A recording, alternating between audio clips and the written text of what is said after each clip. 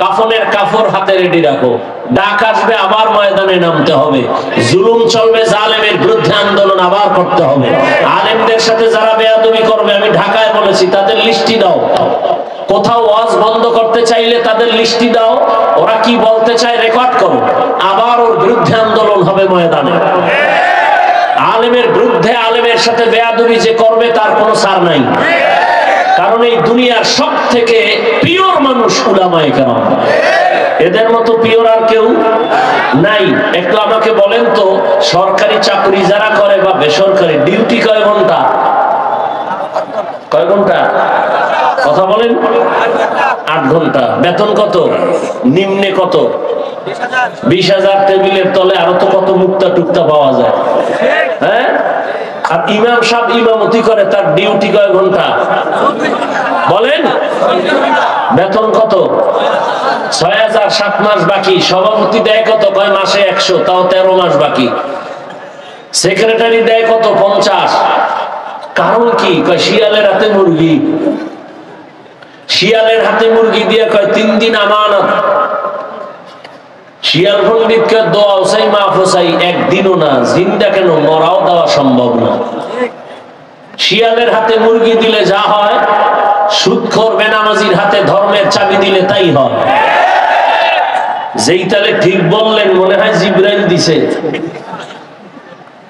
বেনামাজির হাতে ধর্মের চাবি কে দিছে বলেন? সত্য কথা বলেন, কারা দিছে?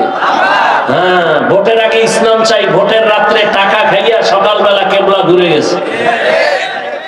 তা আপনি যদি হারাম খান, আপনার নেতাও হারামখোর হবে, এটাই ইসলাম, এটাই মদিনার সমাধান। আপনি যদি সুদখোর হন, আপনার নেতা সুদখোর হবে, এটাই মদিনার সমাধান। আর আপনি যদি তাহাজ্জুদওয়ালা হন, তাহলে আপনার দায়িত্বশীল তাহাজ্জুদওয়ালা হবে। আল্লাহ বুঝার তৌফিক দান করেন। রাগ করলেন? হ্যাঁ, বলে হুজুর ওয়াজ করবেন, মজা লাগতেছে আপনার বয়ান শুনি। মানুষ আর আলেমদের কাছে যাবে না, তাদের পেছনে নামাজ পড়বে না, তাদের বয়ান শুনবে না। ক্রমান্বয়ে দ্বীনের দাওয়াত, দ্বীনের বাতি দুর্বল হয়ে যায়। এই ষড়যন্ত্রের শিকার সারা দুনিয়ার বিধর্মী এবং আমাদের কিছু অবুঝ মুসলমানেরাও এর পেছনে দৌড়ায়, না বুঝে। আমি তো সারা বাংলাদেশে বলেছি, উলামায়ে কেরামের বিরোধিতা যারা করে, এরা মা বাবার অভিশপ্ত সন্তান। একটা সন্তানও মা বাবার আদরের সন্তান না। আল্লাহ পাক রব্বুল আলামিন যদি কাউকে মোহাব্বতের গণ্ডির থেকে বের করে দেন, অর্থাৎ আল্লাহ তাকে পছন্দ করেন না, এর প্রথম প্রমাণ হলো সে আলেমের বিরোধিতা করবে। এটাই প্রমাণ যে আল্লাহ তার উপরে রাগ, বেজার। অতএব উলামায়ে কেরামের প্রতি খারাপ মন্তব্য, ধারণা থেকে আল্লাহ আমাদের সবাইকে হেফাজত করেন। আমি আপনাদের দোয়া নেওয়ার জন্য আসছি। দোয়া আমার খুব জরুরি একটা পুঁজি। এলেম আমল কিছুই নাই দোয়া ছাড়া। সবাই তো আর বরদোয়া করে না, করে? আর যারা বরদোয়া করে, এদের বরদোয়া কাজে লাগে না। যারা ভালো মানুষ তারা দোয়া করেন, আর সেই দোয়া আমার সব থেকে চলার পথের পুঁজি। সে দোয়া নেওয়ার পাশাপাশি আপনাদের ধৈর্যের উপরে কিছু কথা বলবো, এবং সেই সূত্রেই কোরআনে হাকিমের এক আয়াত, রাসূলের একটি হাদিসের অংশ করেছে। ইখলাস ও রুহানিয়াতের সমন্বয়, সহি নিয়তে, সহি তরিকায় সহি কিছু কথা আমাকে বলার মতো, আপনাদেরকে শুনবার মতো দয়াময় আল্লাহ তৌফিক দান করেন। এই ইকো হয় কেন? রিভার্ব দাও, ভলিউম বাড়াও, মনিটরের সাউন্ড বক্সের ভলিউম বাড়াও। তো ধৈর্য হবে তো ইনশাআল্লাহ। এই বিশাল প্যান্ডেল, বরকতি প্যান্ডেল, যেখানে বসার সাথে সাথে জীবনের গুনাহ মাফ হয়ে গেছে।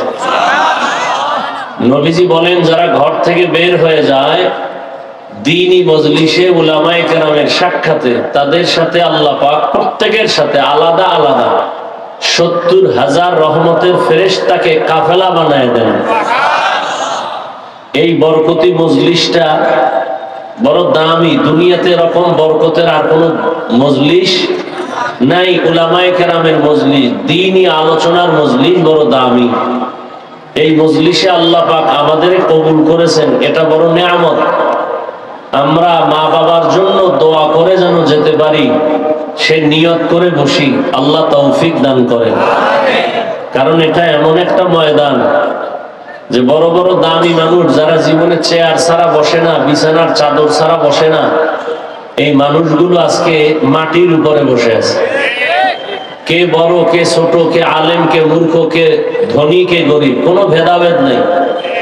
এতগুলো মানুষ এক জায়গায় জমা করতে গেলে কোনো টাকাওয়ালা যদি চায় তাহলে তার কতটা পেরেশান হতে হয়। এই মানুষগুলোকে আসা যাওয়ার জন্য আলাদা ভাড়া বা গাড়ি দিতে হয়। আপনাদের কোনো ফ্রি গাড়ি দেওয়া হয়েছে?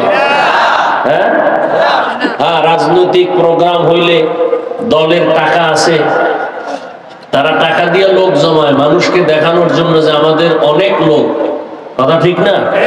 সত্য কথাটা মানেন আর না মানেন, অন্তত সমর্থন করিয়েন। কিন্তু এই প্যান্ডেল কি কোনো দলীয়, কোন রাজনৈতিক?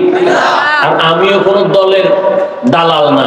যারা অনেকে পিছনে পিছনে বলে, আমি মনে চাই এদের পাইলে কানে ধরে জিগেইতাম, তুই কার দালাল?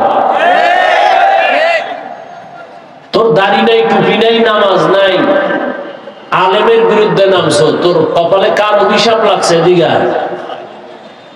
মা বাবার অভিশাপ কপালে না লাগলে ওই বেয়াদব কখনো আলেমের বিরোধিতা করে না, অভিশপ্ত সন্তান।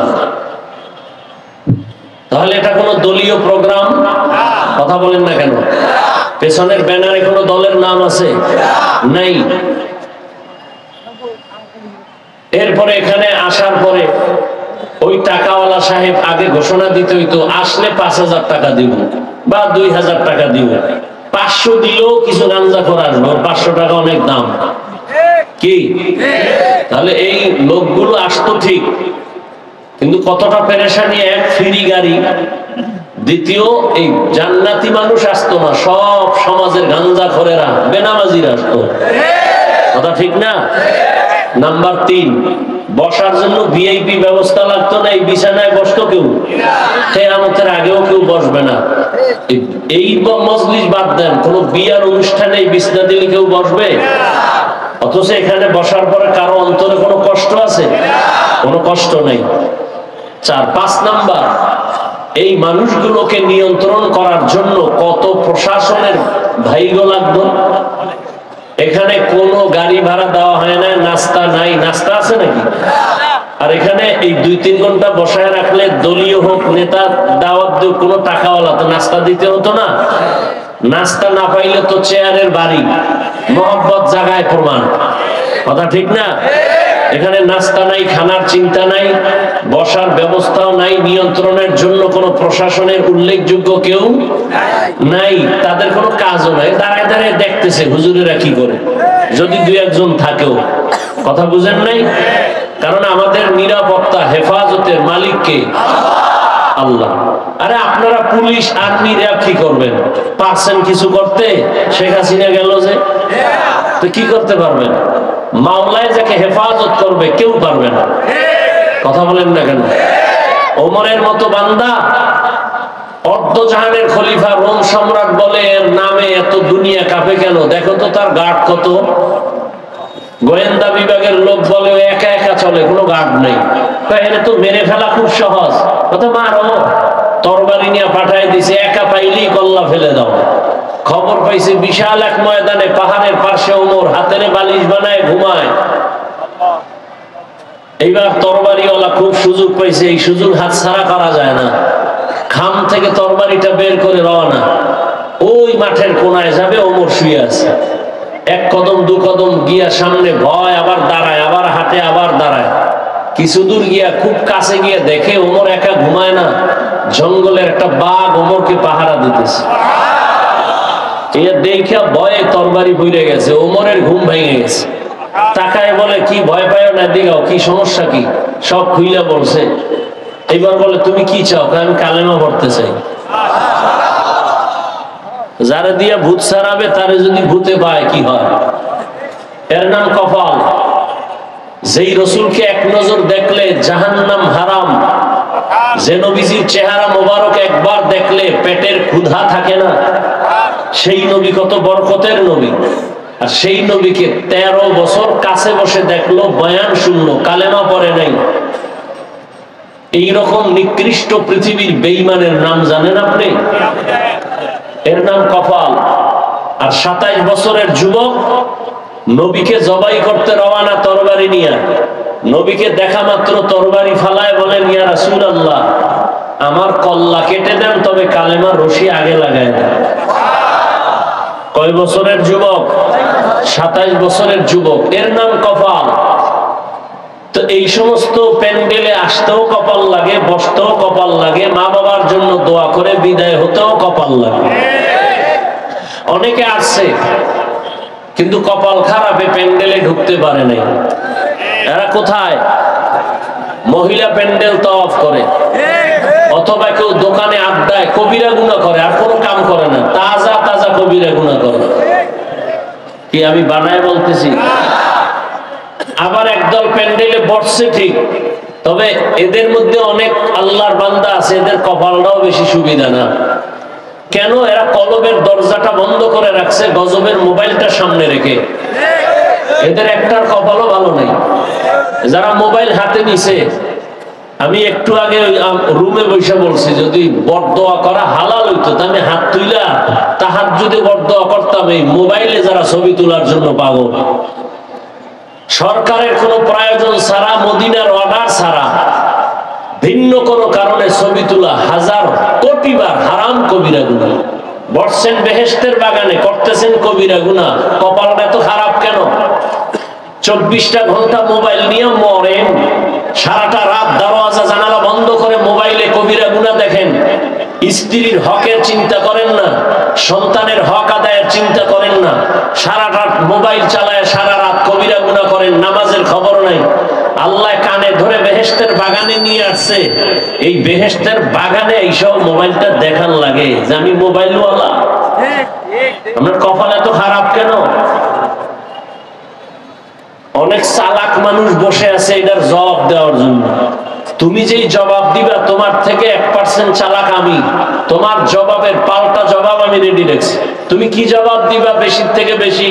যে হাফিজ ভাই, আপনি আমার ভালোবাসার মানুষ, মোবাইলে রেকর্ড করতেছি, ছবি উঠাইতেছি, তোমার এই প্রশ্ন অন্তরে নিয়ে জবাব রেডি করে রাখছি। এবার তুমি আমার প্রশ্নের জবাব দাও। 200 হাত দূরে বসে মোবাইল ধরলে ছবি আর রেকর্ড ভালো হবে? বলো। বরং তোমার কাজটা পিওর ভাবে মিডিয়াওয়ালারা করতেছে। সকালবেলা ডাউনলোড করে নিতে পারবা, এতটুকু বুদ্ধি যদি না থাকে কচু গাছ খুঁজো, তোমার বেঁচে থেকে কোনো সার্থকতা নেই। তুমি এত বড় নির্বোধ, তোমার মরা ভালো। আল্লাহর কাছে দোয়া করি, আল্লাহ হেদায়েত দান করুন, মোবাইলের গুনাহের থেকে আল্লাহ হেফাজত করেন। তো শেষ দোয়া পর্যন্ত থাকবেন তো ইনশাআল্লাহ। আমি আপনাদের ধৈর্য নষ্ট করব না। আমি 2 মিনিট কম করতে পারলে আমার স্বাস্থ্যের জন্য ভালো। কারণ 12 মাস কুত্তার মতো দৌড়াই সারা দেশে মানুষকে দিনের দাওয়াতের জন্য। আমরা কোনো সরকারকে নামানো উঠানো এই দায়িত্ব আমাদের নাই, কাজও আমাদের না। আমাদের দায়িত্ব হলো একেবারে 3rd ক্লাসের মানুষ থেকে সর্বোচ্চ মানুষটাকে মদিনার আদর্শে রঙে রং লাগায় দেওয়া। এজন্য উলামায়ে কেরামরা এ জাতির কঠিন এবং প্রিয়, নির্ভেজাল, নিঃস্বার্থ বন্ধু। আপনাদের আর কোনো বন্ধু নাই। যাদেরকে বন্ধু মনে করেন সব চান্দাবাজ আর ধান্দাবাজ। একমাত্র নিঃস্বার্থ বন্ধু এ জাতির জন্য উলামায়ে কেরাম। উলামায়ে কেরাম এই জাতিকে নিয়ে যেই ভাবনাটা ভাবেন, এই ভাবনা আল্লাহর কসম কেউ ভাবে না। কেউ ভাবে তার দল নিয়ে, চেয়ার নিয়ে। উলামায়ে কেরাম তার চেয়ারের চিন্তা করে না। ইমামতি থাক যাক, বয়ান থাক আর যাক, টেনশন নাই। উম্মত নিয়ে এরা যেন জুলুমে পড়ে না, এজন্য ছাত্র শিক্ষক মাজায় রুমাল বেঁধে ছাত্র জনতার বৈষম্য বিরোধী আন্দোলনে মাঠে নেমেছেন উলামায়ে কেরাম। এরপরে সফলতার চাঁদ উঠছে, আর আগে উঠে নেই। কথা বলেন ঠিক নেই? আচ্ছা, ওলামায়ে কেরাম আন্দোলন কইরা বলছে উপদেষ্টারা নামো, আমরা বসবো, বলছে? কেন? আমগো চেয়ার দরকার নাই, কিন্তু রেড সিগন্যাল দিয়ে দিছে ওলামায়ে কেরাম, আবার জুলুম হলে আবার আন্দোলন হবে। কি মুসলমানের আন্দোলন একবার না বারবার? মুসলমানের জীবন একবার যায় না, বারবার দেয়। জালেমের বিরুদ্ধে ইসলামের পক্ষে সে যেই হোক না কেন, জালেমের সাথে উলামায়ে কেরাম কখনো আপোষ করতে পারে না। অতএব চরমনের মাঠে সেদিন বলেছি, কাফনের কাফর হাতে রেডি রাখো, ডাক আসবে আবার ময়দানে নামতে হবে, জুলুম চলবে, জালেমের বিরুদ্ধে আন্দোলন আবার করতে হবে। আলেমদের সাথে যারা বেয়াদবি করবে, আমি ঢাকায় বলেছি, তাদের লিস্টি দাও। কোথাও ওয়াজ বন্ধ করতে চাইলে তাদের লিস্টি দাও, ওরা কি বলতে চায় রেকর্ড করো, আবার ওর বিরুদ্ধে আন্দোলন হবে ময়দানে। আলেমের বিরুদ্ধে, আলেমের সাথে বেয়াদবি যে করবে তার কোনো ছাড় নাই, কারণ এই দুনিয়ার সব থেকে পিওর মানুষ উলামায়ে কেরাম। এদের মতো পিওর আর কেউ নাই। একটু আমাকে বলেন তো, সরকারি চাকরি যারা করে বা বেসরকারি, ডিউটি কয় ঘন্টা? কয় ঘন্টা? কথা বলেন। 8 ঘন্টা। বেতন কত? নিম্নে কত? 20,000। টেবিলের তলে আরো তো কত মুক্তা টুক্তা পাওয়া যায়। হ্যাঁ, আর ইমাম সাহেব ইমামতি করে, তার ডিউটি কয় ঘন্টা বলেন? বেতন কত? 6,000। 7 মাস বাকি। সভাপতি দেয় কত? কয় মাসে 100, তাও 13 মাস বাকি। সেক্রেটারি দেয় কত? 50। কারণ কি? কয় শিয়ালের হাতে মুরগি। শিয়ালের হাতে মুরগি দিয়ে কয় 3 দিন আমানত। শিয়াল পণ্ডিতকে দোয়া চাই, মাফ চাই, একদিনও না, জিন্দা কেন, মরাও দেওয়া সম্ভব না। শিয়ালের হাতে মুরগি দিলে যা হয়, সুদখোর বেনামাজির হাতে ধর্মের চাবি দিলে তাই হয়। যেই তালে ঠিক বললেন, মনে হয় জিবরাইল দিছে। বেনামাজির হাতে ধর্মের চাবি কে দিছে বলেন? সত্য কথা বলেন, কারা দিছে? হ্যাঁ, ভোটের আগে ইসলাম চাই, ভোটের রাত্রে টাকা খাইয়া সকালবেলা কেবলা ঘুরে গেছে। তা আপনি যদি হারাম খান, আপনার নেতাও হারামখোর হবে, এটাই ইসলাম, এটাই মদিনার সমাধান। আপনি যদি সুদখোর হন, আপনার নেতা সুদখোর হবে, এটাই মদিনার সমাধান। আর আপনি যদি তাহাজ্জুদওয়ালা হন, তাহলে আপনার দায়িত্বশীল তাহাজ্জুদওয়ালা হবে। আল্লাহ বুঝার তৌফিক দান করেন। রাগ করলেন? হ্যাঁ, বলে হুজুর ওয়াজ করবেন, মজা লাগতেছে আপনার বয়ান শুনি, ভক্ত, কিন্তু রাজনীতি করবেন না। আমাদের সবার ব্রেনকে আইওয়াশ করে রাখছে, রাজনীতি আলাদা আর ধর্ম আলাদা না। কোরআন ইসলাম টোটালটাই রাজনীতির ভেতরে ঢুকানো। রাজনীতি ইসলাম থেকে এক বিন্দু কোনো আলাদা নেই। যে আলাদা মনে করবে তার ঈমান দুর্বল। নবীজি রাষ্ট্র পরিচালনা করছেন না করেন নাই? আবু বকর, ওমর, ওসমান, আলী রাদিয়াল্লাহু আনহুম আজমাইন রাষ্ট্র পরিচালনা করছেন না করেন নাই? সুলাইমান নবী করছেন, জানেন আপনাদের? জানা থাক তাল মিলেন না, সত্য কথা বলেন। সুলাইমান নবী রাষ্ট্র চালাইছেন, ইউসুফ নবী চালাইছেন, এদের ঘটনা কোরআন শরীফে আছে। তো কেন বলেন কোরআনে রাজনীতি নাই? হ্যাঁ, চান্দাবাজি ধান্দাবাজি নাই। ইসলামের রাজনীতি কেমন? যে মালিক যেই প্লেটে খাবে, গোলামও একই প্লেটে খাবে। এটা ইসলাম। কি বলে? কর্মচারীর ঘাম পড়ার আগে তার পাওনা পরিশোধ করে দাও, এর নাম ইসলাম। সবাই জানে ইসলামী আসল শান্তি, সবাই জানে। যারা ইসলাম মানে না, এরাও জানে ইসলামী শান্তি। মানে না কেন? চুরি করতে পারবে না, দুর্নীতি করতে পারবে না, এই জন্য মানে না।